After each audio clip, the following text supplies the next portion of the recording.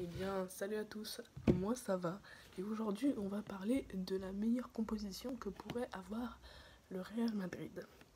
Par rapport à tous ceux qui sont passés par le Real Madrid, donc j'ai fait une équipe qui sera un 4, un 4-4-2 à plat, euh, avec en gardien, pardon, avec un gardien Casillas, Carvajal à droite, Varane, défenseur central avec Ramos à gauche. Nous avons Marcelo, à droite Bale, à gauche Figo, dans l'axe au milieu de terrain Modric et Ozil, et enfin Benzema, Ronaldo en tant qu'en pointe. Alors, je vais vous expliquer mes choix. Pourquoi Casillas au gardien? Parce que Casillas, il peut rassurer une équipe si simplement, si facilement.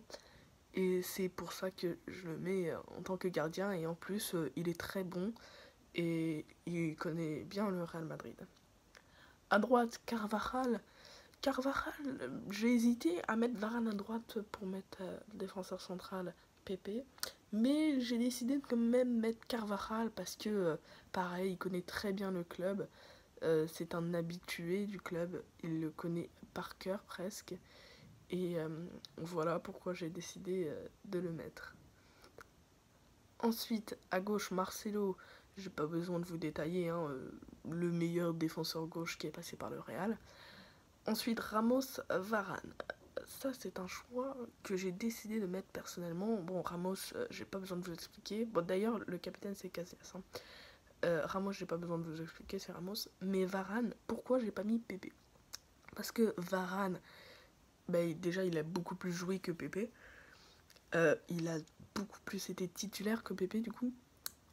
Donc il connaît mieux le Real, il est plus fort pour moi, euh, et moins agressif, plus intelligent, plus patient, mais rapide, vif, et aussi bon de la tête en ce qui concerne l'attaque, comme la défense. Ensuite, je vais vous parler de Modric Ozil. Modric, tout simplement parce que c'est Modric, hein, voilà, en sachant que tous les joueurs, quand je vous parle d'eux, c'est à leur top, pas actuellement, à leur top forme.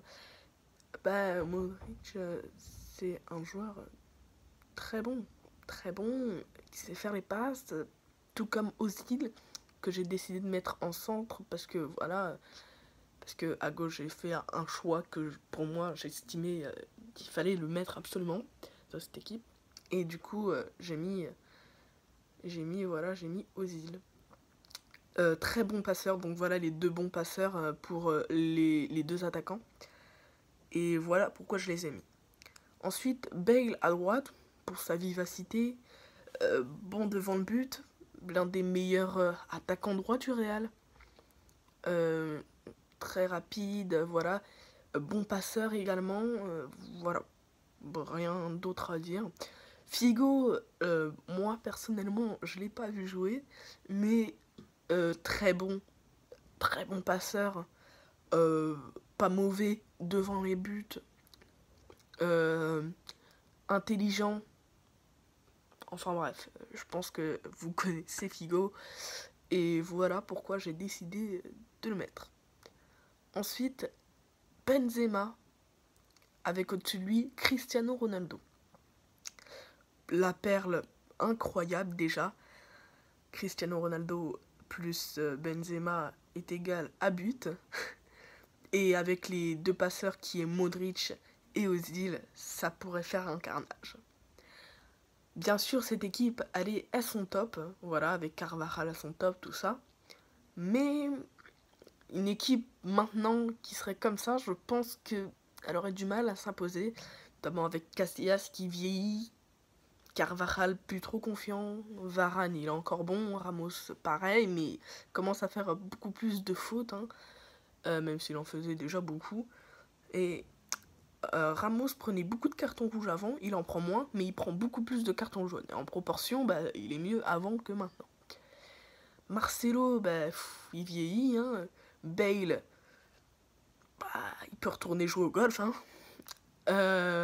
Ozil, bah, je pense que vous connaissez, hein, sa chute tragique, hein, dans le football européen. Il a toujours joué en Europe. Modric, bah là, c'est à part un ballon d'or volé, bah c'est rien du tout, hein, actuellement. Figo, voilà, il est à la retraite, je pense que vous le savez. Benzema, lui, pourrait faire quelque chose, et Ronaldo, lui aussi. Donc voilà, on retient quand même actuellement Benzema et Ronaldo, mais aussi Ramos, Varane. Et voilà, c'est tout. Donc j'espère que cette vidéo vous aura plu. En tout cas, moi, j'ai adoré la faire. J'espère que ça vous a plu. Et n'oubliez pas que si vous voulez du meilleur contenu et que je puisse vous faire des meilleurs montages, ou un montage tout court, eh bien, abonnez-vous et likez.